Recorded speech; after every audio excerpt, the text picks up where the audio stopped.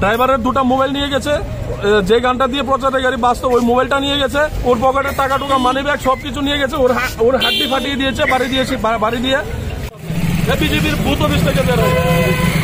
আপনারা পুলিশের ভূমিকা কি বলতে? পুলিশ কোনো অ্যাকশন নিচ্ছে না, কোনো কিছু বলছে না, ওইদিকে কোনো টহলই নেই, কোনো অ্যাকশন নেই। আমাকে বলছে ওই রুমে গিয়ে কথা বলতে, আমি রুমে গিয়ে কথা বলবো। আমাদের প্রচারের গাড়ি আসছিল, ওরা ব্যাংকে ঘুরিয়ে দিয়েছে, দুটা মোবাইল নিয়ে গেছে, ড্রাইভারের পকেটের টাকা টুকা সব নিয়ে গেছে, ওর হাড্ডি ফাটিয়ে দিয়েছে। আরেকজন ছিল ড্রাইভারকে মেরেছে, দুটা মোবাইল নিয়ে গেছে। আপনারা দেখতে পাচ্ছেন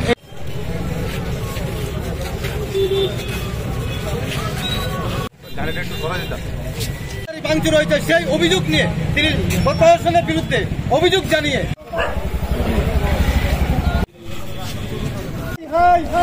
পুলিশ প্রশাসন পুলিশ প্রশাসন তারা তীব্রমতার যিনি প্রার্থী মোহাম্মদ শাহ আলম মিয়া উনি রাস্তায় বসে গেছেন তার কর্মী সমর্থকদের নিয়ে। আমরা জানান দিতে যাচ্ছি, ত্রিপুরা রাজ্যে 19-এর পরে যে কালো মেঘ আসছিল, মানুষ ভোট দিতে পারেনি, এখন ভোট দেবে। আমাদেরকে নির্বাচন কমিশন আমাদেরকে আশ্বাস দিয়েছে জিরো ভাইলেন্স হবে ত্রিপুরা রাজ্যে। তাহলে জিরো ভাইলেন্স যদি হয় আমাদের প্রচারের গাড়ি ভাঙবে কেন? আমি তীব্রমতার ক্যান্ডিডেট মোহাম্মদ শাহ আলম, এই সুলভ বিশালগড়ের প্রার্থী। তাহলে আপনারা বলছেন যে পুলিশ প্রশাসন আপনাদের পক্ষে কোনো কাজ করেনি? না, কাজ কোথায় করলো বলুন? যদি টহল থাকে, এখন কয়টা বাজে বলুন? আপনাদের প্রচার গাড়ি কারা বানছে? আমাদের প্রচার গাড়িটা ওইখানে বিজেপির দুটা বুথ অফিস ছিল, আমাদের ড্রাইভার বললো যে গাড়িটা মিউজিকটা চালাই, সে বললো ওই বিজেপি পার্টি অফিস থেকে বেরিয়ে আমাদের গাড়িটা ভেঙেছে জাঙ্গালি স্কুলের পেছনে।